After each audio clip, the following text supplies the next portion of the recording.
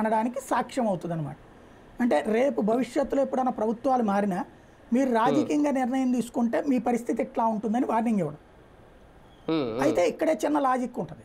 ఇప్పుడు ఈ నివేదికలు ఇచ్చే అధికారులు ఏంటి విషయం, వీళ్ళు కోరినట్టు ఇస్తున్నారు అంతే కదా.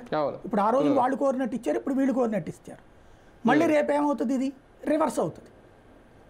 అంటే ఇక్కడ ఐఏఎస్లు ఐపీఎస్లని వాళ్ళ డ్యూటీ వాళ్ళు చట్టబద్ధంగా రాజ్యాంగబద్ధంగా చేయనిస్తున్నామంటే మన రాష్ట్ర రాజకీయాలు చేయనీయట్లా. ఒక ప్రభుత్వం ఏం లేదా ఏ ప్రభుత్వం వచ్చినప్పుడు నేను అంటోంది అదే, 2014 తర్వాత నుండి 2 తెలుగు రాష్ట్రాల్లో కూడా రాజకీయ బానిసత్వం చేయక తప్పట్లేదు వ్యవస్థలకి. అది ఏ వ్యవస్థ అయినా ప్రభుత్వ యంత్రాంగాలన్నీ కూడా బానిసత్వం చేయాల్సి వస్తుంది.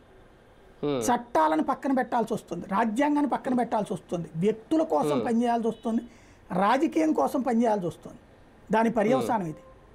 కానీ ఇలాగే పోతే రాజకీయ పగలకు రాజకీయ ప్రతీకారాలకు మధ్యలో అధికారులు బలవరా సార్?